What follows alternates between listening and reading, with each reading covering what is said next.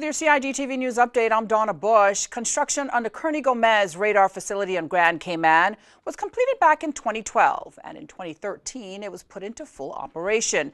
Now, the Doppler Radar provides real-time weather information for the Cayman Islands, which are vulnerable to hurricanes and other severe weather conditions. Senior meteorologist at the National Weather Service here in the Cayman Islands, Carrie Powery, explains why our system is regarded as one of the best in the region.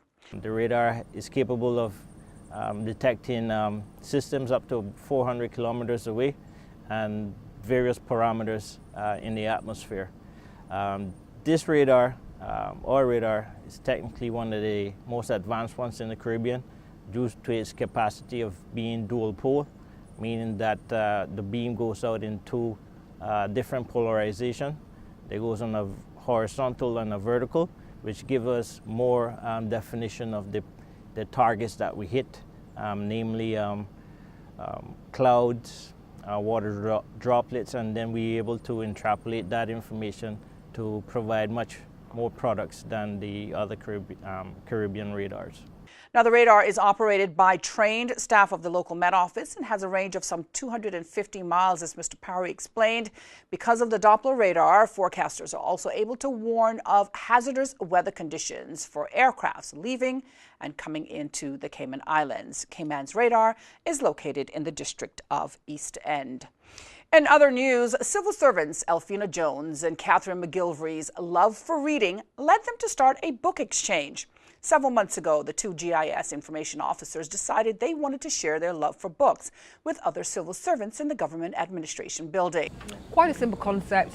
One of my colleagues and I, Catherine, are real bookworms. We're always exchanging tips on books, having read reviews about books, always looking out for the next best read. I like going to the Humane Society and getting books there. I love to go to Books and Books. I love to go to the Book Nook. I thought, wouldn't it be lovely, since GAB is such a big building and it's almost like a community, we could start off a book exchange here, which is basically come along, scour the shelf, see what you fancy reading, take it home.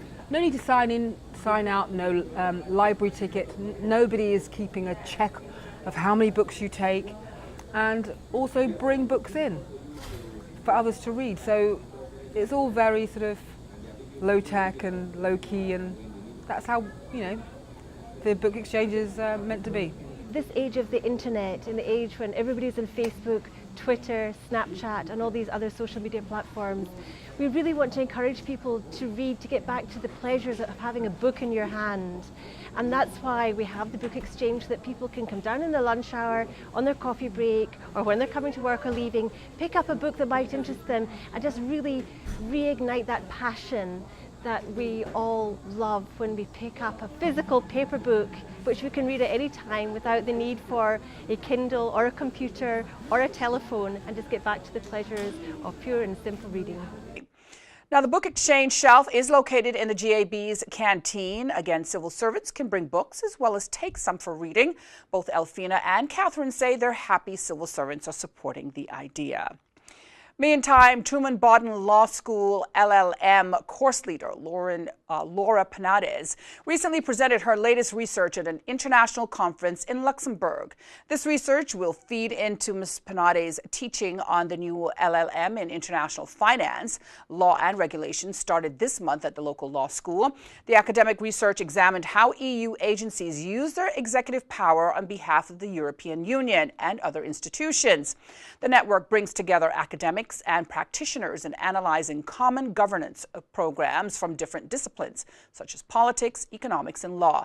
Ms. Penades' research examined how European institutions have allocated funding to transport infrastructure, focusing on the role of executive agencies.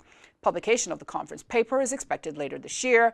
Truman Bodden Law School Director Mr. Mitchell Davies says Laura's second appearance at EU institutions this year underpins our determination to spread awareness of the law school across the world.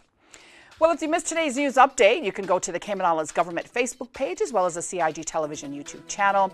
I'm Donna Bush with your CIG TV News Update. Thanks for joining us as always. Wishing you a wonderful and safe evening.